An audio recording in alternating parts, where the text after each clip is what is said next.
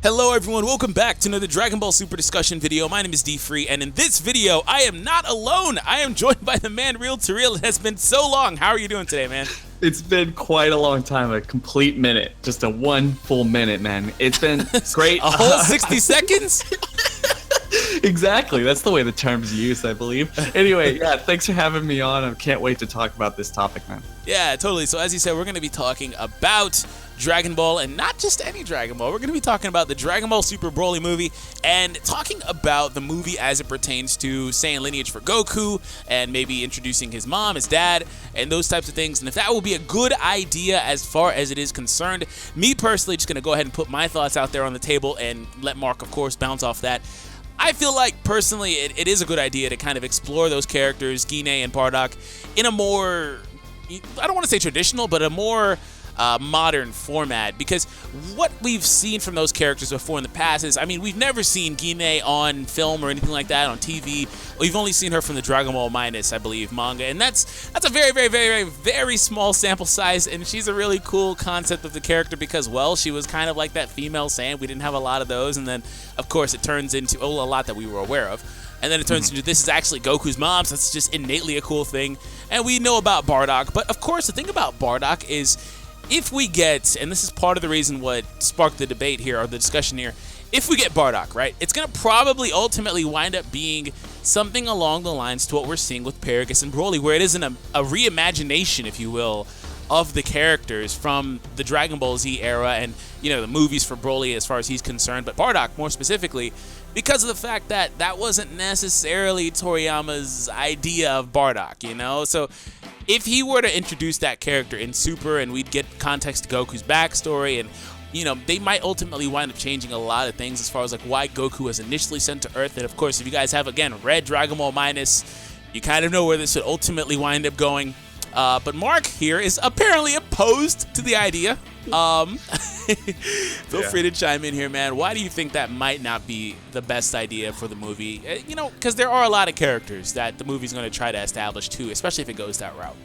That's my problem here, is it's not just going to be Goku versus Broly. This isn't going to be like, okay, quick one and done, the first Broly movie where we have Goku, Gohan, Piccolo, all these other people who kind of just show up to fight, and you have to kind of brush over why Paragus is doing this and Broly's motivations and all this other stuff. This is Toriyama wanting to completely reinvent or reboot everything that we know about Broly and Paragus.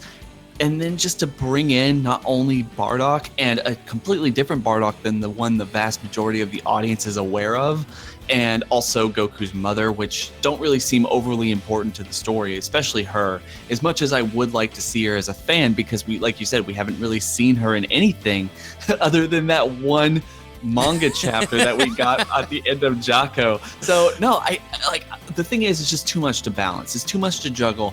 And I don't think Goku's lineage, because of everything that Vegeta has said about him and all the family history we know about him throughout the entirety of Dragon Ball Z, if that's anything to go on, then knowing how Saiyans get their power or how Saiyans live their life or anything else like that is, at least in my opinion, you know, not important. Goku's whole backstory, not important at all, unless you have it in such a way where Broly and Paragus are somehow connected to Goku and Bardock and Gine, whatever you call it. So no, I don't know how you would do that, though. I really don't know how you would line it up so the same day Goku left is also the same day Paragus and Broly left, and that somehow informs them going to Earth for some reason because they know that Goku's there. That would make sense, but it distracts from the purpose, at least as a fan, that I want to be focusing on with this movie. Is if we're going to do flashbacks, if we're going to explore Saiyan history and mythology, then let's do that. Let's not focus on Goku's backstory as a baby because we know enough about it already. So it kind of also sounds like you're not so certain that, you know, the movie would be able to do that in a timely manner or establish those things consecutively and still be able to focus on its main goal, basically. Is that right?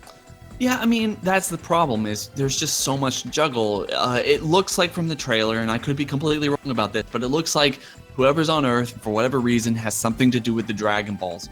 I know because it's Dragon Ball, but I only say Earth because we do see an Earth 7 Dragon Ball falling into the same cliff or surrounding area that looks like the winter tundra that they're fighting in. So Frieza has to get there, Broly and Paragus have to get there. They have to establish whatever feud is going on here and why they're fighting. We have to see them fighting, and we have to try to go back and explain everything else like that.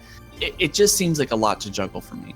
Yeah, that makes sense. I mean, see, the thing is, if they're going to do it, I don't think that they can do it in a way where it's a completely independent thing. Like, that wouldn't work too well for me, especially because we're going to be, at that point, taking a deep dive into a character that we've basically known and loved for forever, because we're talking about Goku's backstory, basically, at that point.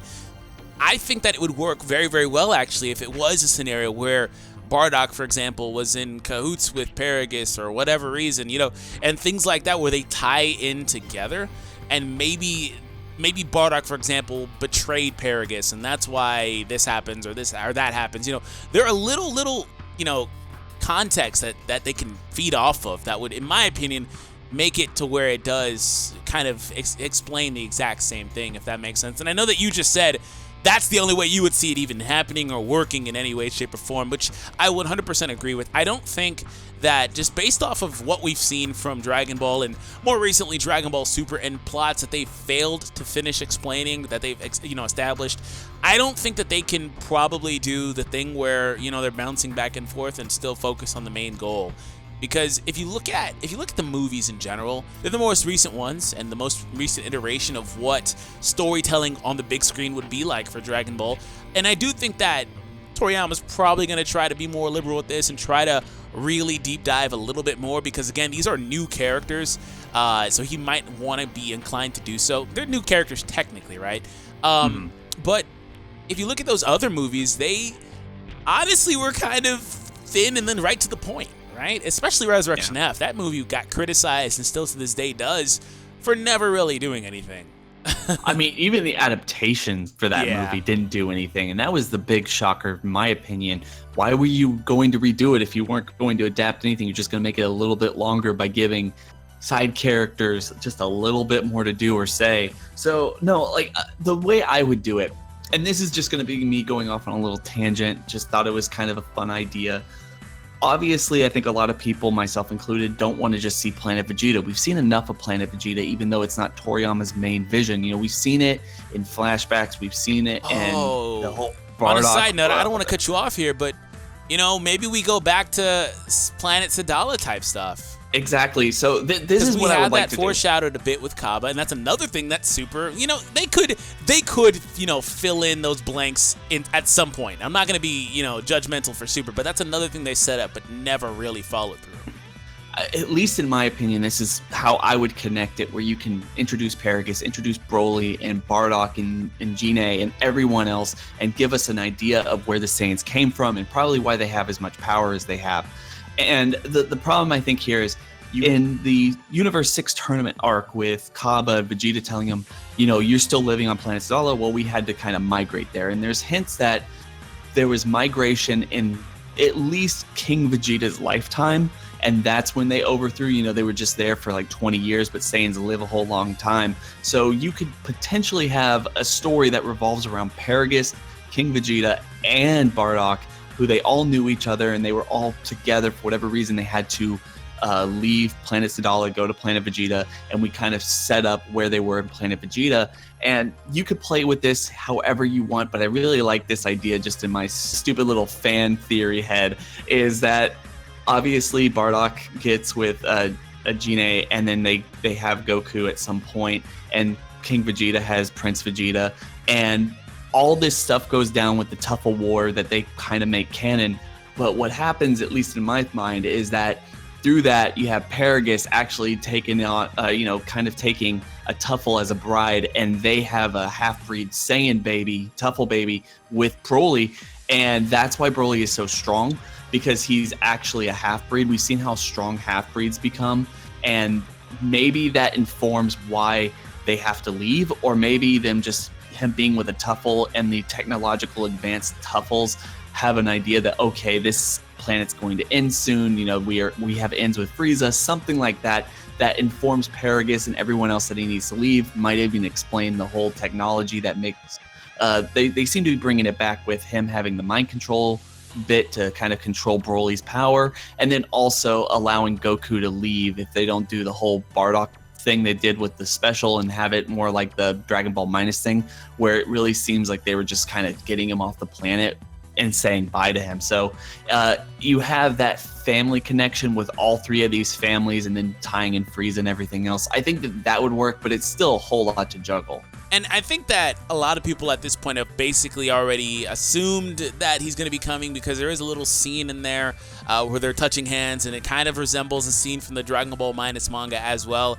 So, you know, it's fully possible. And like I said, in all seriousness, that if like he really wants to bring these characters into our main continuity, which he's expressed, you know, the idea of doing that for Broly and for Paragus, obviously, with this movie, then I think that's a good opportunity. I think that if you can tie it all in, you know, even at the expense of maybe changing why Goku came to Earth in the first place, you know, a little retcon of that or little things of that nature, then I think it's worth it, personally. I think that would be a good idea, just because we have more material.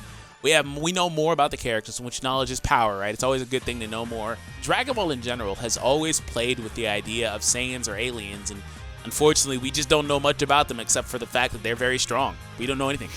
So maybe we find out more, you know, as part of this all. But really, what I think would ultimately wind up happening is it would just be, you know, little 15-minute chunks out of like a little hour-and-a-half movie, basically. So I don't think it would be that bad either. I think it'll be 10 to 15 minutes of just screen time for these characters, you know? It's just like, okay, well, we explain this a little bit, and this is how this ties into that, and then nips it all in the bud with this is why I hate you, Goku, and I want to fight you. I would really appreciate it if it's more like Battle of Gods than it was like Fakatsu no F. I would really like them to have like a solid hour of story. You know what the worst case scenario is? Broly shows up. Wait, Broly? You're back?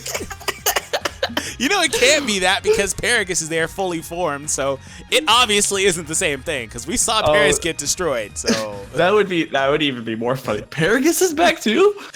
That's he wasn't there the last two times. Right, that's Dragon Ball Abridged material. That's gold material right there. What the Broly? How are you back? Anyway, yeah.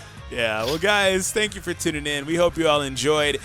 At this moment, I want to make sure you guys are aware that Mark does have a channel, even though he doesn't upload as much, but he's going to get back to it, I promise. I will. He does some pretty wacky, zany theories, like the one you guys just heard here, you know, about Broly being a half Saiyan. I know, right? It's crazy. But anyways, he does a lot of stuff like that. Make sure you subscribe to him.